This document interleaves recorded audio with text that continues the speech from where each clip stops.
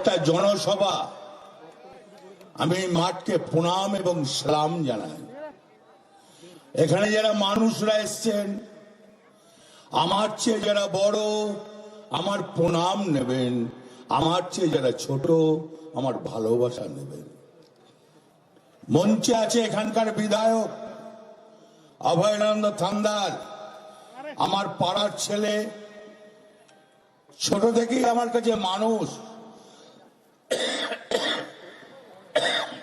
খুব ভালো ছেলে।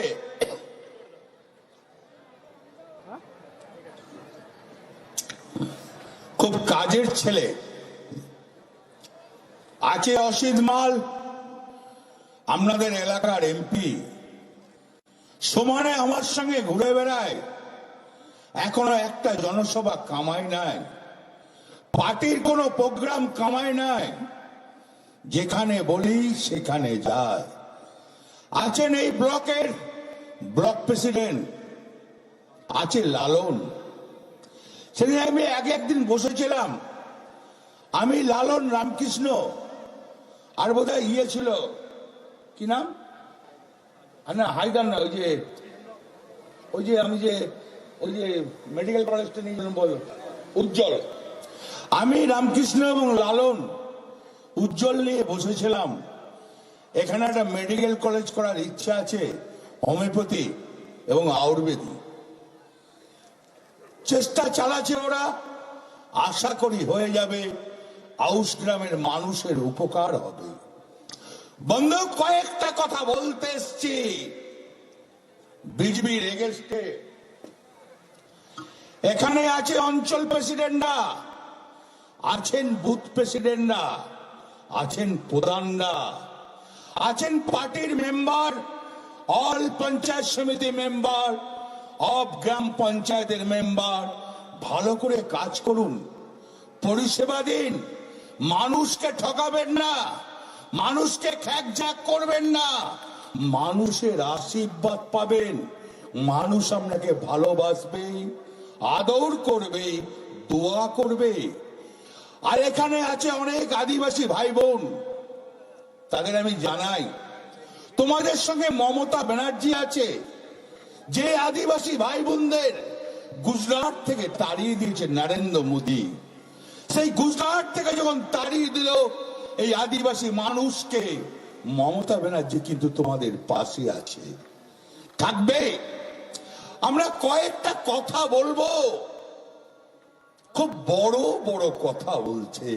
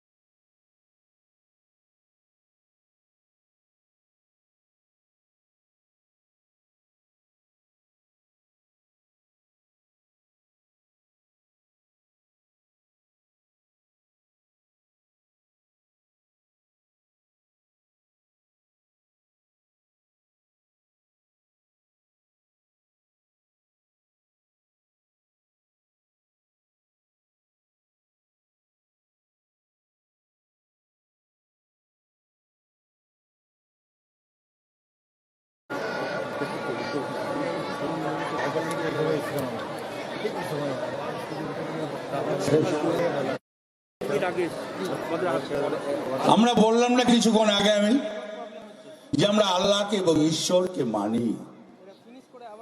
নামাজ যখন পড়া হয় আল্লাহকে ডাকা হয়, খুব ভালো কাজ। আমরা যখন সন্ধ্যেবেলায় হিন্দু বাড়িতে যখন সন্ধ্যে দেখাই, তখন ঈশ্বরকে ডাকে। তাই বন্ধু বলতে এসছি, বলছে বড় বড় কথা বলছে। কি বলছে? 200 সিট পাবো। কি করে পাবে? কি করেছো বাংলার? বাংলার মানুষকে কি দিতে পেরেছো? বাংলার মানুষের জন্য কি করেছো? সাধারণ মানুষের জন্য কি করেছো? খেটে খাওয়া মানুষের জন্য কি করেছো? করেছো দিনমজুর? করেছো কৃষকের জন্য? করেছো চাষির জন্য? করেছো বেকার ছেলে মেয়েদের জন্য? করো নাই? জানো না? বাংলার ইতিহাস তোমরা জানো না। বাঙালিকে তোমরা চেনো না। তোমরা বাঙালিকে ঘৃণা করো। নরেন্দ্র মোদী, তোমরা রবীন্দ্রনাথকে চেনো না। তোমরা রবীন্দ্রনাথকে বলো বহিরাগত। তোমরা কেউ কেউ বলো রবীন্দ্রনাথের জন্ম শান্তিনিকেতন। লজ্জা লাগে না? তোমার কোনো আইডিয়া নাই বাংলার সম্বন্ধে, বাংলার সংস্কৃতির সম্বন্ধে? তোমরা আবার বড় বড় কথা বলো। তোমাদের লজ্জা লাগা দরকার। তাই নরেন্দ্র মোদী, আজকে তুমি ভারতবর্ষটাকে শেষ করে দিলে। তুমি ভারতবর্ষে অন্ধকার নামিয়ে আনলে। আজকে জিডিপির হার কত? বাংলাদেশের চেয়ে আমাদের টাকার দাম কম, নেপালের চেয়ে আমাদের টাকার দাম কম, ভুটানের চেয়ে আমাদের টাকার দাম কম, পাকিস্তানের চেয়ে আমাদের টাকার দাম কম। লজ্জা লাগে না নরেন্দ্র মোদী? তুমি ভারতবর্ষটাকে শেষ করে দিলে, আবার বড় বড় কথা বলছো। তোমার কি ভারতের প্রতি কোনো মায়া নয়? তুমি নিজেকে ভালোবাসো। বলছিল অসিত মাল, তোমারই এক আত্মীয় কত টাকা চুরি করেছে ভারতে? 14,000 কোটি টাকা নিয়ে পালিয়ে গেল। তুমি তো নিয়ে আসতে পারলে না। ভারতবর্ষের সাবসত্ব কত টাকা? 2,00,000 কোটি টাকা নিয়ে গেল। তোমার প্রশ্রয় এই জন্য নিয়ে গেল, তোমার আমলে নিয়ে গেল। পারে নাই? তুমি তো বড় বড় কথা বললে আমি সবাইকে ধরে আনবো। কাকু তো ধরে আনলে না। তুমি যে ভারতকে ভালোবাসো না, তুমি ভারতকে শেষ করতে চলেছো। তোমার লজ্জা লাগে না নরেন্দ্র মোদী? এই ঠান্ডায় আজকে দিল্লিতে 0 ডিগ্রি, সেখানে চাষিরা পড়ে আছে। আজকে পাঞ্জাবের চাষি, আজকে অন্ধ্রের চাষি, আজকে হরিয়ানার চাষি, আজকে রাজস্থানের চাষি, আজকে ইউপির চাষি, তারা দিল্লি ঠান্ডাতে পড়ে আছে। তোমার কোনো মায়া নাই, তোমার কোনো দয়া নাই। বাংলা ছাড়বে না, বাংলার চাষিরা ছাড়বে না। আজকে মমতা ব্যানার্জি ঘোষণা করেছে, আমি নন্দীগ্রামে যেমন আন্দোলন করেছিলাম, আমি সিঙ্গুরে যেমন আন্দোলন করেছিলাম, আমি আবার চাষিদের জন্য আন্দোলনে নামবো। ওর নাম মমতা ব্যানার্জি। লজ্জা লাগে না? তুমি ভারতবর্ষের মানুষকে মানুষ মনে করছো না? তুমি আদানি আম্বানিকে সব ব্যাকের পর এক বিক্রি করে দিচ্ছ। বলছো হ্যাঁ সম্পত্তি ফলাবে চাষি, আমার বাংলার চাষি ফলাবে। কিনবে কে? আদানি আম্বানি। আর আমরা ঘোড়ার ডিম চুষবো, আমরা লেবু চুষবো, আর তুমি নিয়ে যাবে। আমার চাষি লাগাবে আলু, আমার চাষি লাগাবে ধান, আমার চাষি লাগাবে গম, আর তুমি কম দামে নিয়ে চলে যাবে না? গে স্টক করবে, আমাকে লবঢং করে রাখাবে, আর আমরা মেনে নেব না? আমরা বোকা? বাংলার মানুষ বোকা হতে পারে না। বাংলাকে বোকা ভাববে না। বাংলাকে যদি বোকা ভাবো, মূর্খের সঙ্গে বাস করছো নরেন্দ্র মোদী। তোমার লজ্জা লাগে না? তুমি অনেক বড় বড় কথা বলেছিলে, তুমি মানুষের জন্য বলেছিলে আমি এই করব, আমি ওই করব, আমাকে একবার সুযোগ দেওয়া হয়। সুযোগ দেয় নাই। ভারতবর্ষের মানুষ তো তোমাকে 14 সালে বসিয়েছিল। তুমি বলেছিলে আমি 15 লক্ষ টাকা করে ঢোকাবো। সব থেকে তুমি প্রতিশ্রুতি দিয়েছিলে প্রত্যেক বছরে আমি 2 কোটি করে বেকার ছেলে মেয়েদের চাকরি দেবো, আদিবাসী জাতকে দেখবো, সংখ্যালঘুকে দেখবো। আমি হিন্দু মুসলমান করব না, আমি কোনো দাঙ্গা করব না। তুমি একটা কথা রাখো নাই, তুমি বেঈমান প্রধানমন্ত্রী। তোমার লজ্জা লাগে না? তুমি সোনার ভারতবর্ষটাকে শেষ করে দিলে। যে তুমি বলছো আমরা এলে সোনার বাংলা করব, পারলে না? গুজরাটে তুমি তো আছো, কেন ওখানে সোনার গুজরাট করতে পারছো না? তুমি তো ইউপিতে আছো, কেন সোনার ইউপি করতে পারছো না? তুমি তো মধ্যপ্রদেশে আছো, কেন পারছো না? তুমি তো হরিয়ানায় আছো, তুমি সোনার হরিয়ানা করো, পারবে না? তোমার মানসিকতা নয়, তোমার বিবেকহীন প্রধানমন্ত্রী। তুমি মানুষের জন্য কিছু করো না, তোমার লজ্জা লাগে না? আমরা 82,000 কোটি টাকা তোমার কাছে পাই, আমরা তো ভিক্ষা চাইছি না। আমাদের টাকাটা ফেরত দিয়ে দাও প্রধানমন্ত্রী। তাহলে মমতা ব্যানার্জি আরো অনেক অনেক প্রকল্প তৈরি করতে পারবে। তোমরা বলছো মমতা ব্যানার্জিকে দেখে হিংসা করছো না, পারবে না? এই যে মামাটি মানুষের মুখ্যমন্ত্রী, বাড়ি যার গ্রামে, বীরভূম যার বাড়ি, তাকে তো নড়ানো যায় না। মাটির মানুষ, দিন আনা দিন খাওয়া মানুষের পাশে থাকে, খেটে খাওয়া মানুষের পাশে থাকে, দিন মজুরের পাশে থাকে। আর তুমি আদানি আর আদবানি।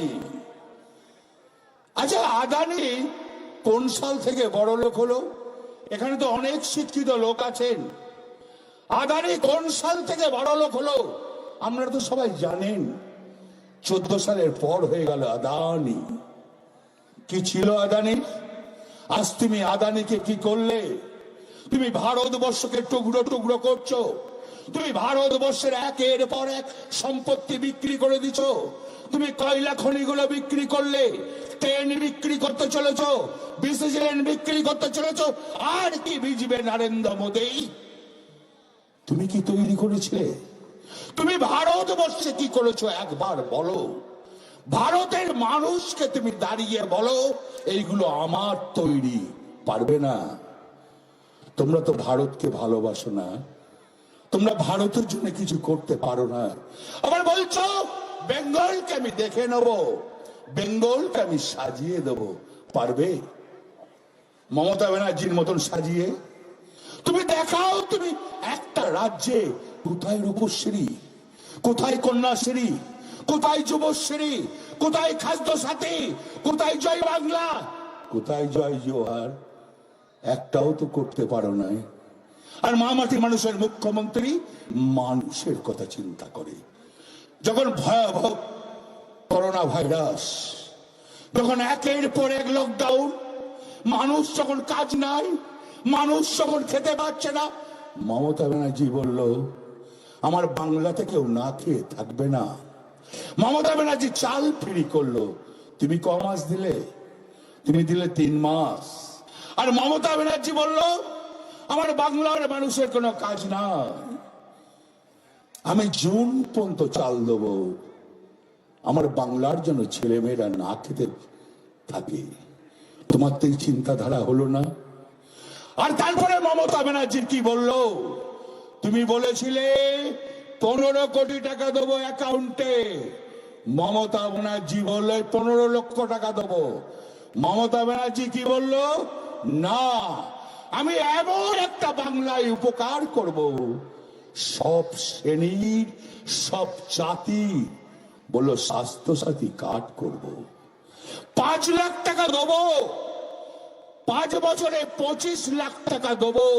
কোন মানুষ বিনা ট্রিটমেন্টে মরা যাবে না। এটা এই চিন্তাধারা কার? তুমি নরেন্দ্র মোদী, তুমি ভারতবর্ষের প্রধানমন্ত্রী, তোমার মাথায় কি এই বুদ্ধিটা এলো না?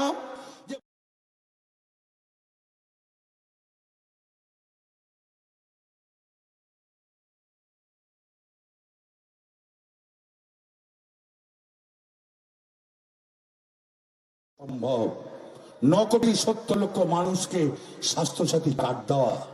ইংল্যান্ড বলছে, রাশিয়া বলছে, ফ্রান্স বলছে। যেহেতু মুখ্যমন্ত্রী, এরকম মুখ্যমন্ত্রী আমরা দেখি না। এই মুখ্যমন্ত্রী কি মুখ্যমন্ত্রী? সে বাংলার সব শ্রেণীর কথা চিন্তা করে, জাতপাত করে না। সব মানুষের কথা চিন্তা করে। সে দিন মজুরের কথা চিন্তা করে, সে খেটে খাওয়া মানুষের কথা চিন্তা করে, সে কৃষকের কথা চিন্তা করে, সে বেকার ছেলে মেয়েদের কথা চিন্তা করে। তুমি কার চিন্তা করো? তুমি তো একটা লোকের চিন্তা করো, আদানি আর আদানি। তুমি তো সাধারণ মানুষের কথা চিন্তা করো না। আবার চ্যালেঞ্জ করছো। হ্যাঁ জানি, তোমার হাতে ইডি আছে না, তোমার হাতে সিবিআই আছে না, ধরিয়ে দেবে, জেল কাটবো। অন্যায় করি নাই, ভয় পাবো না। তবু তৃণমূল কংগ্রেসে আছি, থাকবো, পালিয়ে যাব না। আর যারা পালিয়ে যাচ্ছে তাদের কোনো দাম নাই। তৃণমূল কংগ্রেসের কর্মীদের দাম, তৃণমূল কংগ্রেসের কর্মীদের দাম, নেতার কোনো দাম নাই। নেতা গেলে কিছু বয়ে যায় না, কর্মী গেলে বয়ে যায়। তাই বন্ধু, আপনাদের কাছে আমি অনুরোধ করতে আসি নাই, আমি আপনাদের কাছে আবদার করতে এসেছি। আচ্ছা বলুন তো, একজনা দাঁড়িয়ে যদি মা মাটি মানুষের মুখ্যমন্ত্রী না থাকে, তাহলে নরেন্দ্র মোদী তুমি মিটিং করে বলো যে আমি 69টা প্রকল্প রাখবো, আমি খাদ্য সাথী রাখবো, আমি স্বাস্থ্য সাথী রাখবো, আমি রূপশ্রী রাখবো, আমি কন্যাশ্রী রাখবো, আমি যুবশ্রী রাখবো, আমি জয় বাংলা রাখবো, আমি জয় জোয়ার রাখবো। রাখবে না। তুমি আশা প্রকল্পদের বন্ধ করে দিয়েছো, আইসিডিআইসি বন্ধ করে দিয়েছো। তোমার ক্ষমতা নাই 69টা প্রকল্প চালাবার। আবার বড় বড় কথা বলছো না। আরে আমার কথা নয়, এখানে অনেক মানুষ দেখেছেন। কি বললো? অবজারভার। আমার অবজারভার নয়, তারা হিন্দিভাষী অবজারভার। তারা এসে কি বললো? বললো 19-এ তৃণমূল হক আর 21-এ বিজেপি সাপ। এ আমার কথা নয়, বিজেপির অবজারভার অরবিন্দ মিনার সে বলছে, আমি বলি না। নিজ কথাটা বলে দিয়েছে, সত্যি কথাটা বলে দিয়েছে। মামাটি মানুষের মুখ্যমন্ত্রীকে তাড়াবার কারো ক্ষমতা নাই। সে যে মানুষের আশীর্বাদ আছে, মানুষের দোয়া আছে, আল্লাহ ঈশ্বর আছে তার, তাকে তাড়ানো যায় না। সে যে মানুষের কাজ করেছে, সে যে মানুষের উপকার করেছে। মমতা ব্যানার্জি চলে গেলে আমার বাংলাটা অন্ধকার হয়ে যাবে, আমার বাংলাটা শেষ হয়ে যাবে। 34 বছরে বামফ্রন্ট শেষ করে দিয়েছে, 70 বছরে কংগ্রেস শেষ করে দিয়েছে। এরপর তো আমরা বাংলাকে নষ্ট হতে দেব না, আমরা বাংলাকে ধরে রাখবো বাংলার উন্নয়নের জন্য, মানুষের জন্য। আচ্ছা আউশ গ্রামের মাটিতে বলুন তো কেউ, আপনারা বলুন 34 বছর আগে যেভাবে আউশ গ্রামের মানুষ চলতেন, এখন কি ভালো নয়? এখন কি সুখে নান? একজনা দাঁড়িয়ে বলুন না। আমি ক্ষমা চেয়ে নেব, আমি আপনার কাছে বিষয়টা জানতে চাইবো। এখন কেন সুখ নাই আমি আপনার কাছে জানতে চাইবো। বন্ধু, এরকম মুখ্যমন্ত্রী পাওয়া যাবে না। আমি বলছি না, গোটা বিদেশের মানুষ বলছে যে এরকম মুখ্যমন্ত্রী পাওয়া যায় না, যে মানুষের কথা চিন্তা করে, যে সাধারণ মানুষের কথা চিন্তা করে।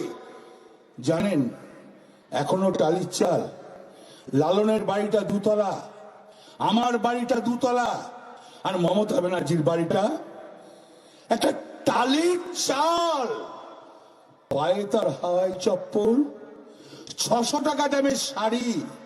তার কোনো গিদের নাই, তার অহংকার নাই। সে সাধারণ বাড়ি, ব্রাহ্মণ ঘরের মেয়ে। সে যে সবাইকে নিয়ে চলতে পারে, সে তো কোনদিন জাতিপাতি করে না। আর তুমি হিন্দু মুসলমানের ভেতরে রাইড লাগাতে চাও, পারবে না। এটা বাংলার মুসলমান, এদিকে ভুল বোঝানো যায় না। বাংলার হিন্দুকে ভুল বোঝানো যায় না। সামনে নির্বাচন, তোমাকে চ্যালেঞ্জ করছি নরেন্দ্র মোদী আর বিজেপি পার্টিকে চ্যালেঞ্জ করছি, 220 থেকে 230 মমতা ব্যানার্জি ব্যাপক সিটে জিতবে, আবার মুখ্যমন্ত্রী হবে, আবার পশ্চিমবাংলায় আবার উন্নয়ন হবে, আবার পশ্চিমবাংলায় কাজের জোয়ার বয়ে যাবে। আমরা তো এটাই চাই। আর একটা কথা শুনে যান, ভয়ঙ্কর একটা দালাল, নাম তার মিন ওয়াইসি, হায়দ্রাবাদ থেকে এসছে, বড় বিজেপির দালাল। সে চেয়েছিল, সে বিহারে শেষ করে এসছে। সে ভেবেছিল যে আমরা পশ্চিমবাংলায় শেষ করে আমরা পশ্চিমবাংলায় আবার মুসলিমদেরকে নিয়ে ভুল বুঝাবো। এখানে তো হিন্দিভাষী মুসলমান নাই, এখানে তো বাঙালি মুসলমান। ওয়াইসি তুমি পারবে না, এখানকার মুসলমানকে ভুল বোঝাবার তোমার ক্ষমতা নাই, তুমি পাবে না। তোমাকে চ্যালেঞ্জ করলাম ওয়াইসি, তুমি ক্যান্ডিডেট দাও, তোমাকে গো হারা করে হারাবে এই বাংলার মানুষ। আমরা চাই না। তুমি তো বিজেপির দালাল, তুমি তো টাকা নিয়ে বিহারকে শেষ করে এলে। মুসলিমরা কিন্তু বুঝে গেছে যে ওইসে মানে বিজেপির দালাল। এই দালালকে ভোট দিয়ে লাভ নাই। মা বোনেদের অনেক দেরি হয়ে গেছে, একটা কথা বলে শেষ করব। মা বোনেদের কাছে বলতে এসছি, আপনাদের কাছে দেখবেন আরএস এর লোকরা বাড়িতে বাড়িতে যাবে, বিজেপির ভয়ঙ্কর দালাল বলবে টাকা নেন, বিজেপিকে ভোট দিন। ওদের বাবার টাকা নয়, আপনার টাকা, আমার টাকা। টাকা নেবেন, ভোটটা মমতা ব্যানার্জিকে দেবেন। মমতা ব্যানার্জি না থাকলে বাংলায় অন্ধকার নেমে আসবে, বাংলার ক্ষতি হবে। এটা আমরা তো কেউ চাই না, আমরা তো বাংলার ক্ষতি চাই না। তাই মা বোনেদের কাছে আমি অনুরোধ করছি, ভাই দিকে নিয়ে বলছে, পারবেন? হ্যাঁ কি না বলুন? পারবেন? পারবেন? পারবেন? বিজেপিকে তাড়াতে পারবেন? বিজেপিকে তাড়াতে পারবেন? শিওর? কথা দিচ্ছেন? তাহলে ঠেঙিয়ে পগার পার করে দিন। পারবেন? পারবেন? ঠেঙিয়ে পগার পার করে দিন বিজেপিকে। জানবেন মমতা ব্যানার্জি আপনাদের সঙ্গে আছে, উন্নয়ন আছে। জয় হিন্দ, বন্দে মাতরম। মমতা ব্যানার্জি জিন্দাবাদ, তৃণমূল কংগ্রেস জিন্দাবাদ। হ্যালো।